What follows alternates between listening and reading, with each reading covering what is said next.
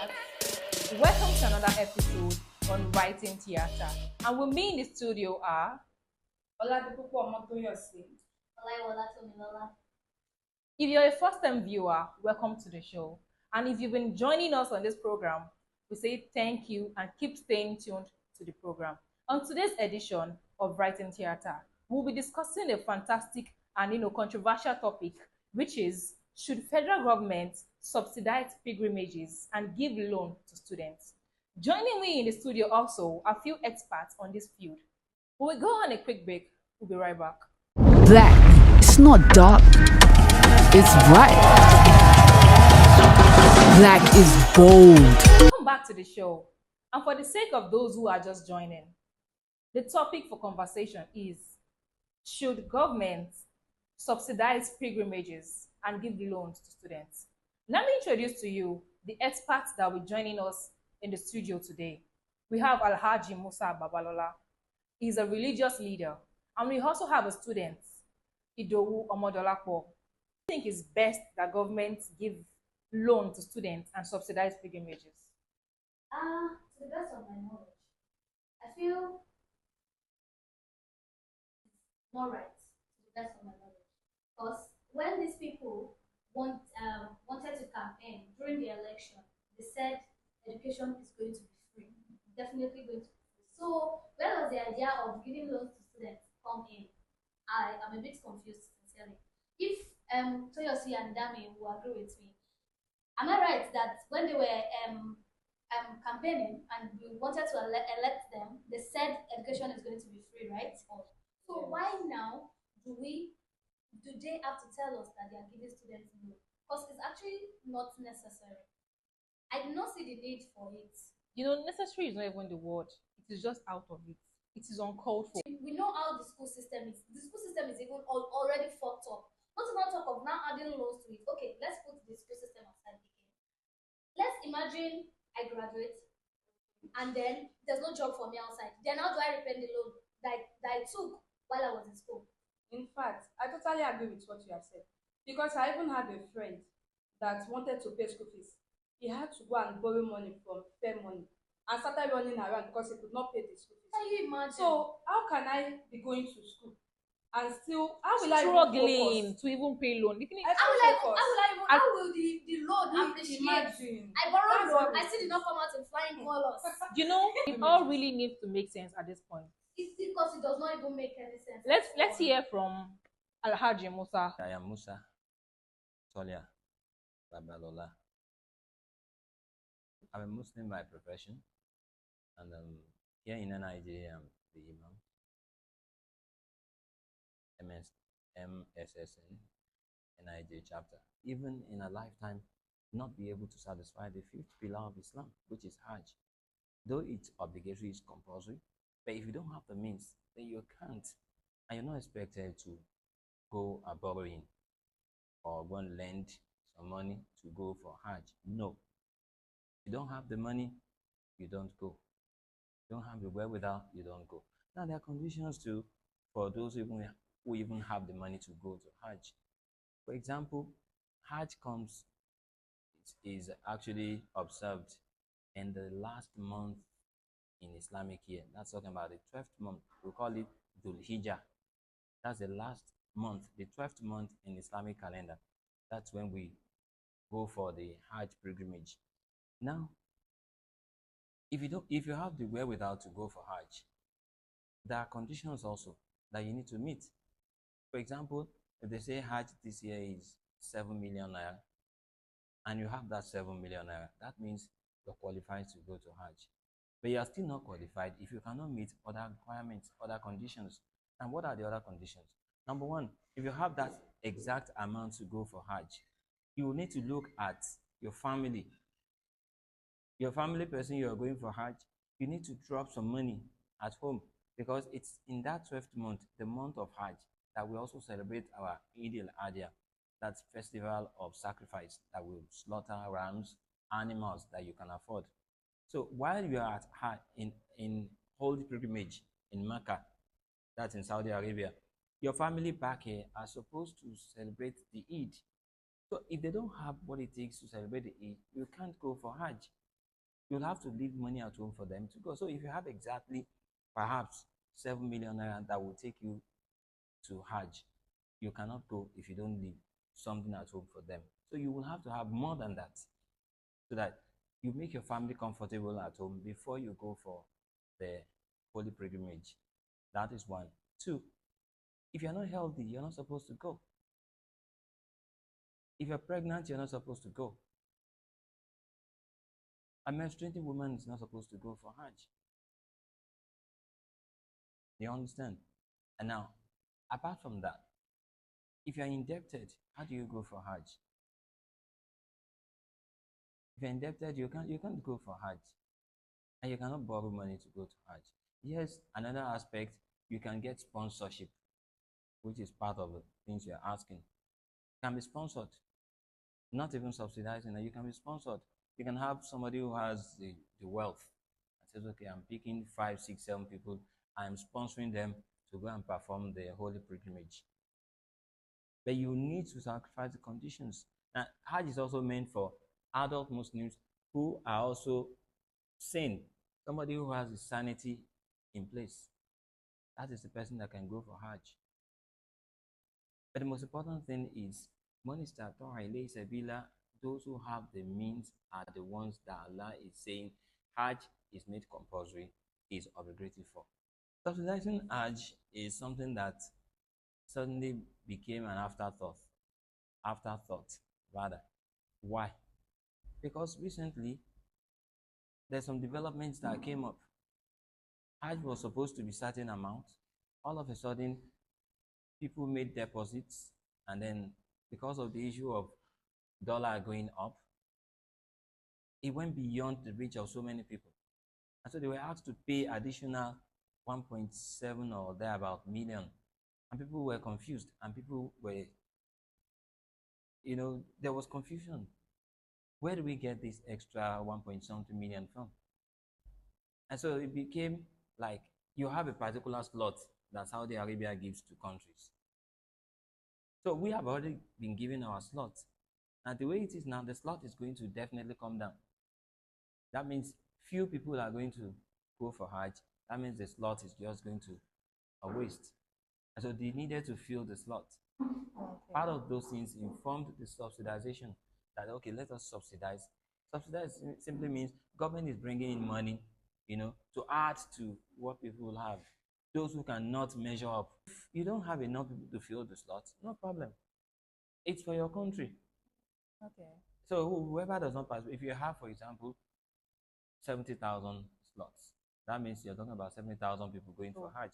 If you have less, at the end of the day, you have less than 70,000 going for that. It's your own cup of tea. But you are going to have to pay for the services that have already been provided for 70,000 people. Because in Saudi Arabia, they already made provisions for 70,000. That's talking about feeding, accommodation, transportation, and other logistics.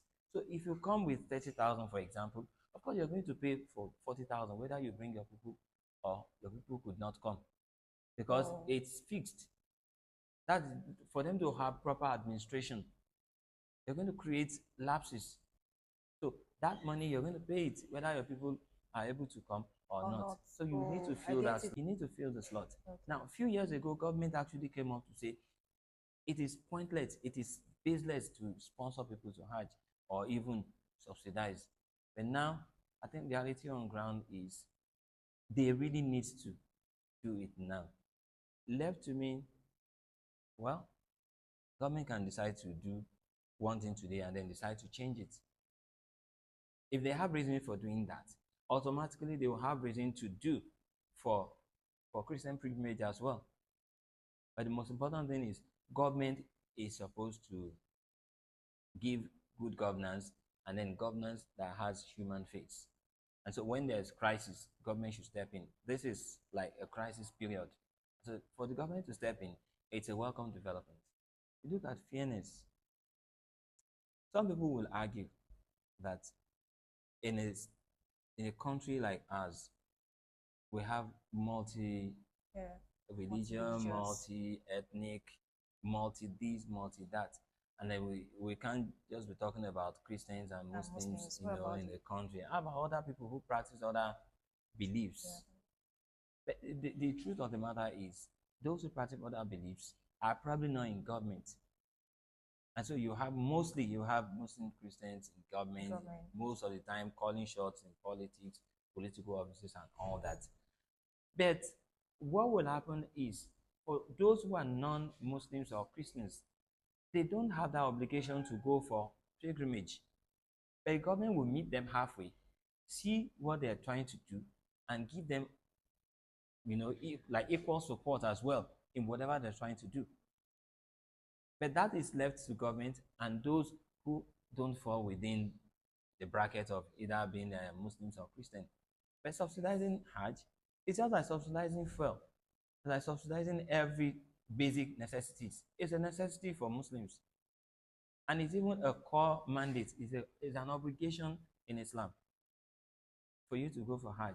But like I said, for those who have the means, and then all of a sudden there is a change in foreign exchange, and they can no longer meet up after depositing, and they say, okay, you're qualified to go for Hajj. All of a sudden, dollar suddenly goes up, and they can no longer meet up to pay additional money. Then government can step in and subsidize. Fine, it's good. But the most important thing is, it's not about fairness in spending money. I mean, for God's sake, you have so many things that government spend money on that you and I will even say this is not fair. I mean, judicious use of public funds. But whether we like it or not, if government decides to step in when there's crisis, or when there are situations that might create some public confusion, why not? The government is there to maintain order. So to maintain order, fine. If they're subsidizing, why not? For me, placing it side by side, pilgrimage and student loans, they're not the same. Yeah. They're not the same. Why I'm saying this is that student loan is different. I am not, and I've never been an advocate of student loan, and I really don't like it. Anything you call loan, that means there is a period of repayment, right? Yeah, sure. So why should a student get a loan and then you look forward to when you're going to repay? They say it's what is operational in so many countries, and all that. But I see it as an elitist thing. Why can't government just make education free at all levels? Why do we need loan for students? We have seen a situation in the past, even when you go back to the history. I've had where late Chief Obafemi Awolowo, the former premier of the Southwest, he actually said education was going to be free. He actually launched free education at all levels. The country has wherewithal, the finances, to make education free at all levels. I mean, if you look at what our senators take home every month, if you divert that to make education free, we wouldn't have all this going on. Why should we introduce loan to students? We should look at the peculiarity of our country, not the other way. If it's what they practice in US, in UK, and all that, no, we can't bring it here. We look at our peculiar challenge, and then we look for the peculiar solution that is abound in our community, in our society, not student loan. Why should they pay? So they will be indebted to the government at the end of the day. And so you are recorded as somebody who has taken loan. And so at some point in your life, you're going to have to pay. No, student loan, for me, no. I don't subscribe to it. Now, the issue of pilgrimage, it's not a loan. It's a grant. So if you give grant to people who are going for their religious obligations, then you might as well give grant to students. If you're looking at it from government spending money on so many things, it is the responsibility of an individual to go for pilgrimage. But when they will run into crisis, government can step in. Now, government is stepping in, but it's not a continuous thing, and it's not going to be sustainable. Like we said, in Islam, I can speak for, It is not compulsory for you to go to Hajj if you don't have the means. Only those who have the means will go for Hajj. But in a situation where government feels responsible, to step in when there's crisis and all that, fine. It's a one-off thing. But for you to now say students should be indebted in their country of birth, and then they have to pay loan at some point in their life, and they pay, I don't see anything good in it. Students should have free education at all levels. Nigeria has the finances, the resources to do it. So students shouldn't be burdened with loan. Why should I take loan? Why? Why should I take loan? So that is Alhaji Musa's view on the topic. Okay, my name is Avonda Richard. I'm a student of Nigerian Institute of Journalism. Well, the truth for me is for government to subsidize pilgrimage and leave student, it's even unacceptable for me, because pilgrimage is all about religion. If you want to, you go. There are some people that don't even go to mosques or go to church or even subscribe to all these religious activities, yet they live their life. But education is the bedrock of every country to grow. Any country that wants to grow, either Nigeria or anywhere, education is a basic factor that needs to be taken care of articulately. You understand? So it's not a question of either is in right or wrong. It is totally wrong and it's unacceptable. So it is better we focus on education and make sure education is accessible for all, rather than subsidizing pilgrimage and leaving student loan and education sectors where they should finance. Thank you. Actually, is my name.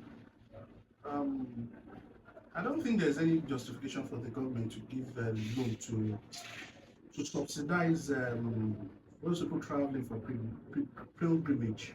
Why? Because it's just sheer waste of money. You want to go for pilgrimage, definitely you should be able to at least be able to fund it, by yourself. There are a lot of people there looking for money to eat. What are they doing about the economy? What are they doing about the inflation? It's just sheer waste of money. To me, it's just sheer waste of money. But about the student loan, yeah, students, they can give the student loan, but I don't know how they want to repay it.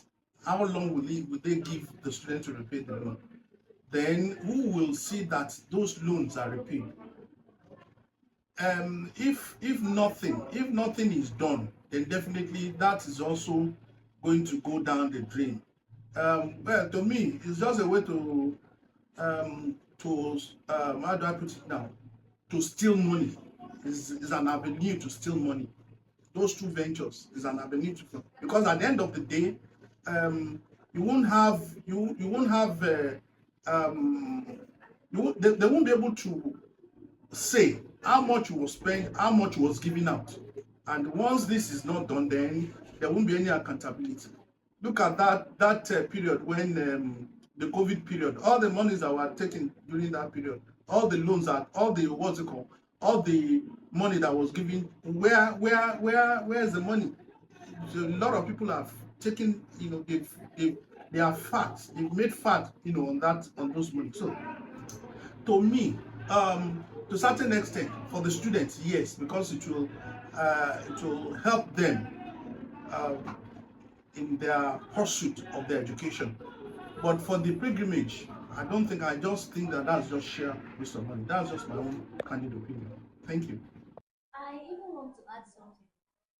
Don't you guys think this pilgrimage of going to Jerusalem, going to Hajj is supposed to be a voluntary act?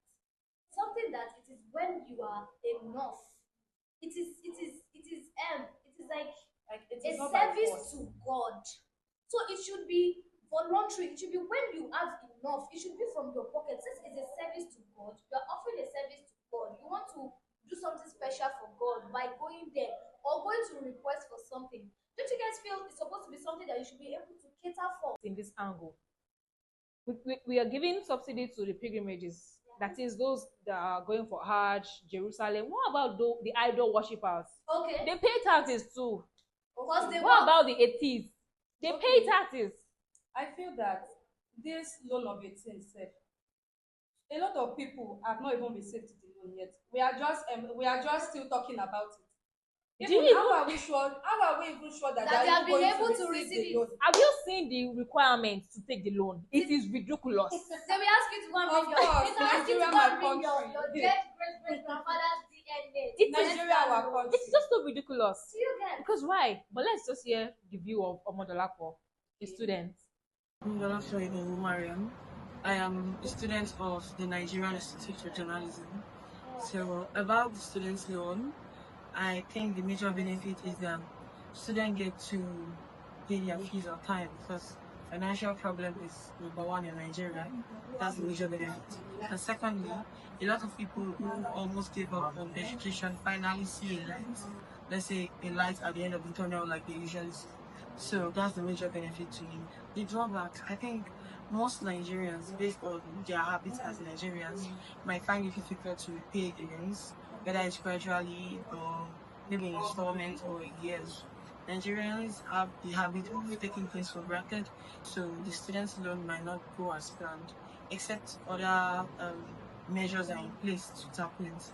And I think another drawback would be that the students who are taking the loans, are they taking those loans because what they are studying is actually their interest in facilitating it? Because you can take a loan to study and then when you are done, you may not find a job, you may not be interested in that field of study any longer, and you have to switch. So concerning if government should prioritize pilgrimages over students' loan, in my opinion, I think students' loan are more important than pilgrimages because pilgrimages are a thing of religion, and being religious is a thing of choice.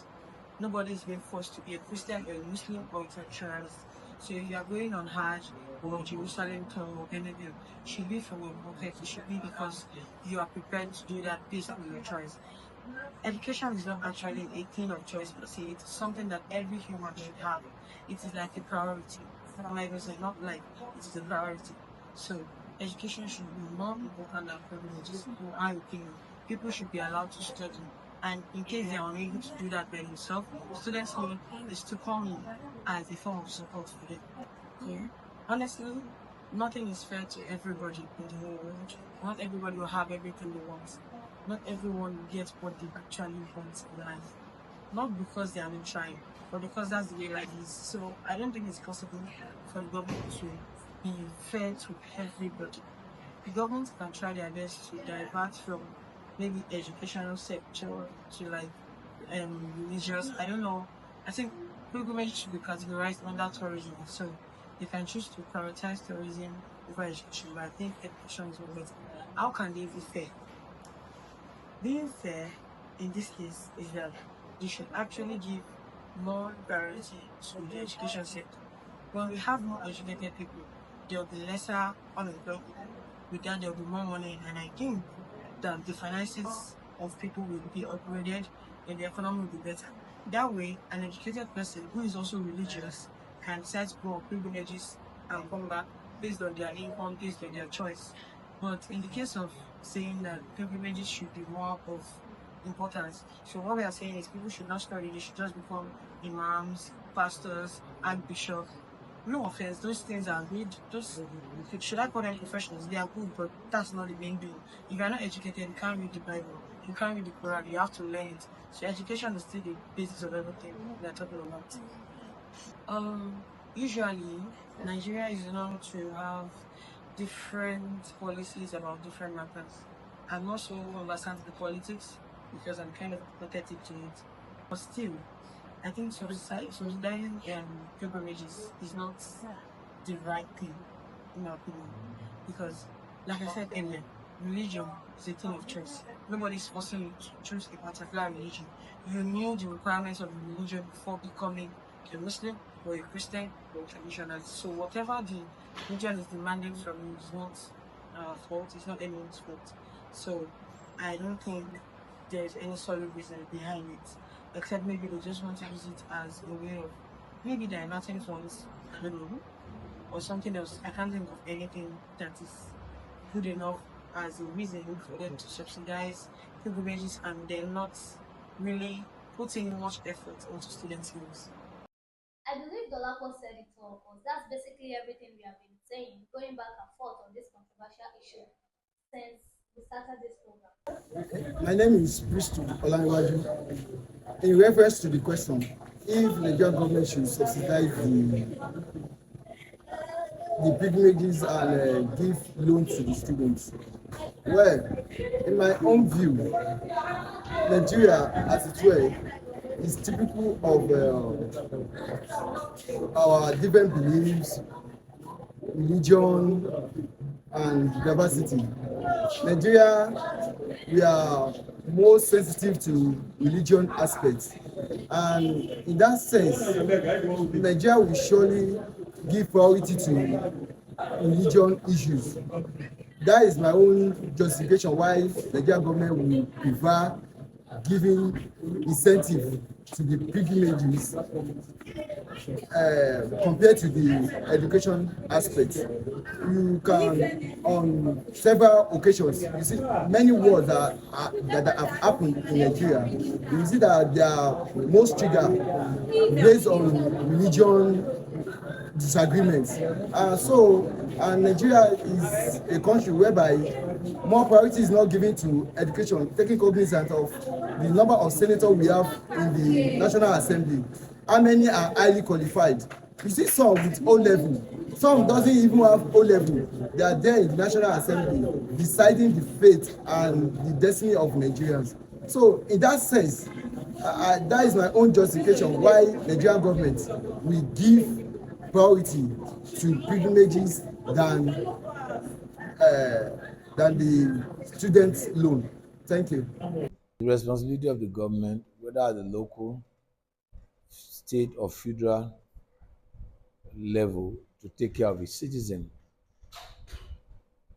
However, it does not fall within the purview of the government, considering the nature of Nigeria and 1999 Constitution as amended, that made Nigeria to be a secular state, for government to be involved in religious affairs. Government has no business getting involved in the religion of its people, either by sponsoring people to Hajj or sponsoring people to Jerusalem on pilgrimage.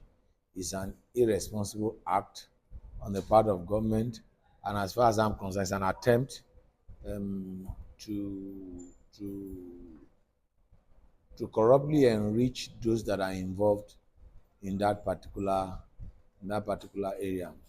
For me, with respect to the student loan, my take is a bit different. I think what government needs to do is to provide scholarship and not loan. Those that are the aims of affair of Nigeria today, you are beneficiaries of the scholarship of Western region, scholarship of Eastern region, scholarship of Northern region, and various scholarship scheme of various government that has been in Nigeria before now. So why are those that enjoy scholarship then denying Nigerian students the opportunity of having access to scholarship now and converting such scholarship to loan? I think that it's a failure on the part of government in fulfilling its obligation of educating its citizenry and providing the avenue and opportunity for the citizens to be better empowered and equipped for the future. So I'm totally against the student loan because I think it is not necessary. What government needs to do is to provide scholarship opportunities for indigent students as well as exceptional students. Thank you very much. It's a pleasure talking to you. I want you viewers to have in mind that it is not like we are taking sides of this, and we are putting it out to you that is there any justification for the government to subsidize pilgrimages and then give loan to the students? Or should government allocate more funds to the educational sector? That is right. I even support that fact 100%. Because we need more funds in the. Have you seen schools these days? Have you seen the classrooms? No conducive environment, no good Infrastructure. So how will students even learn well in that When kind the of environment is not even conducive.